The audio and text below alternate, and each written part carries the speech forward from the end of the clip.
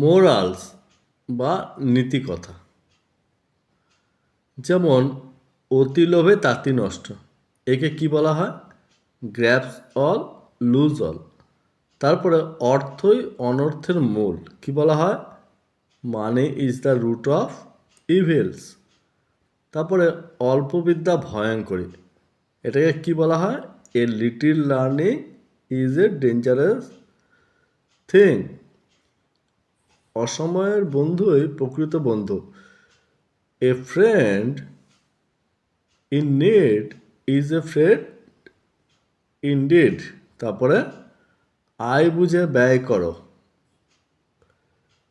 Cut your coat according to your cloth.